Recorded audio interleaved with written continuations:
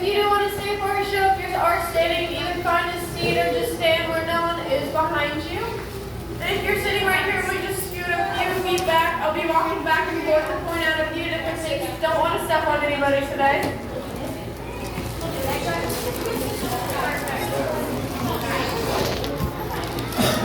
Alright everybody, my name is Mitch. I'm one of the divers here at the aquarium.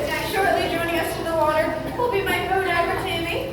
She's just finishing up her last minute safety checks, getting her gear all ready, and getting all the food ready for these hungry fish. While we do wait on her to come on down, I'll tell you a little bit about this exhibit.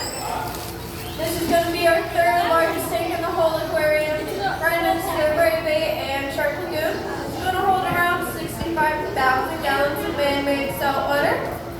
Now you did hear me correctly, I did say man-made. As you can tell, we are in the mountains and not by the ocean, so we can't pump that seawater directly into our tanks like some of our coastal aquariums can. So what we do is we take out emergency water. We'll take all the harmful stuff for our fish out, like fluoride and chlorine.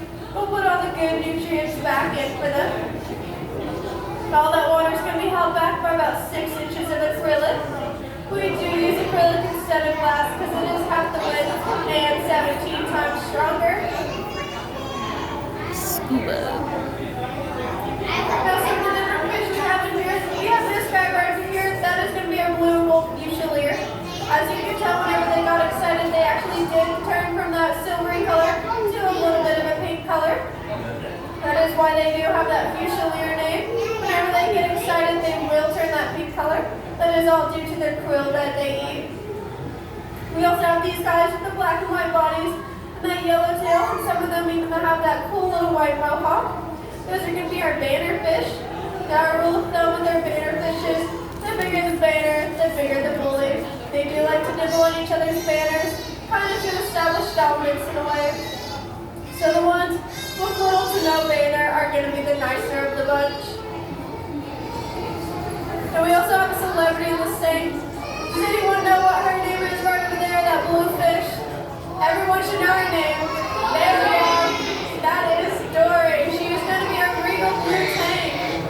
Now the cool thing about our tanks, they could also be called surgeon fish. That is because there is a bone chip on the base of their tail that's going to be as sharp as a surgeon's scalpel. Hers is going to be right where that yellow tail starts. So they're not going to be as bright and friendly as they see in the movies. Now we also have a few different other types of tanks. This guy right over here with that blue mohawk and that bright orange spot is going to be our so-called tank. That bright orange spot is where that bone chip is going to be. We also have that guy. He's going to be our unicorn tank, that big white fish with that unicorn horn. He's going to be slightly more special than the rest of them. He actually has double the amount of bone chips than any other tank in this exhibit. And his are going to be retractable as well, so he's slightly more special than the rest. Now we did get a new fish in here. He's probably my favorite fish in here. He's also pretty young, so he's still very small. He is going to be our clown trigger.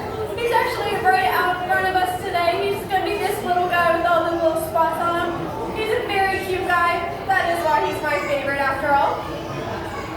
Now he's actually very special. He has the ability to one, stick himself into any little space he'd like to get himself stuck so he can hide away from any predator. And he can also turn off his colors as well. The clown triggers, they do like to be a little bit dramatic sometimes and like to get as much attention as possible.